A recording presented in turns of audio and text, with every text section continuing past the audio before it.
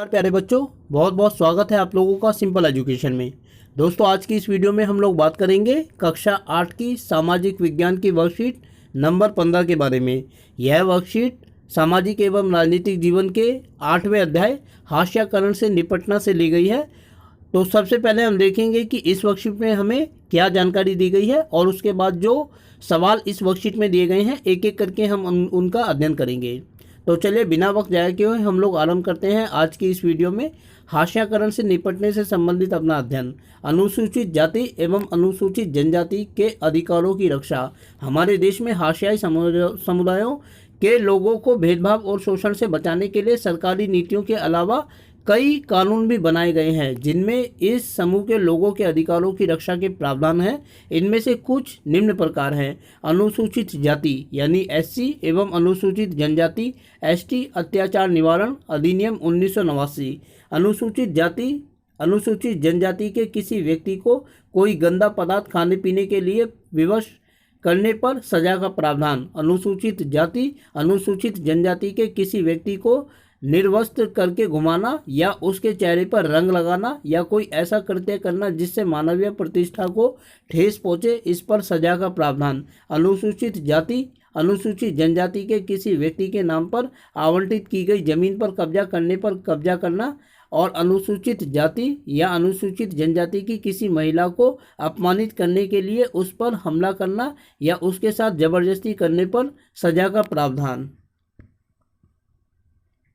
यह कानून 1989 में इन समुदायों की मांगों के जवाब में बनाया गया था। इस कानून के शारीरिक रूप से खौफनाक और नैतिक रूप से निंदनीय अपमान के स्वरूपों में फर्क कर सूची दी गई है। इसका मकसद दोषी लोगों को कानून के समक्ष लाना था।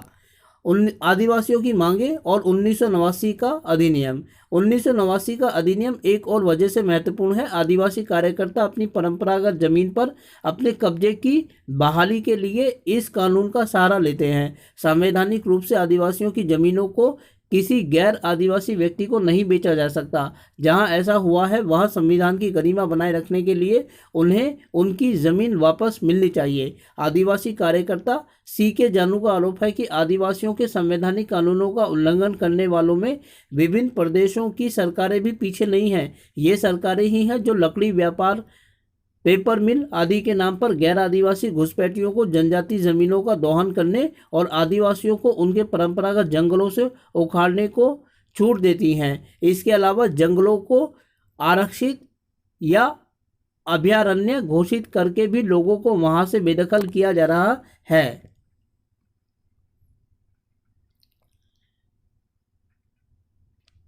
सुश्री जानू का यह भी कहना है कि जब सरकार आदिवासियों से छीनी गई जमीन पर औद्योगिक या अन्य परियोजनाओं के निर्माण के लिए बेहिसाब पैसा खर्च कर सकती है तो इन विस्थापितों को पुनर्वास देने के लिए मामूली सा खर्च करने में क्यों हिचक जाती है। तो दोस्तों, यह वर्कशीट थी। अब इस वर्कशीट में दिए गए सवालों का हम अध्ययन करेंगे। दोस्तों, पहला सवाल है कि अनुसूचित जाति अर्थात एससी तथा अनुसूचित जनजाति एसटी नियंत्रण निवारक अधिनियम बनाने की जरूरत क्यों पड़ी।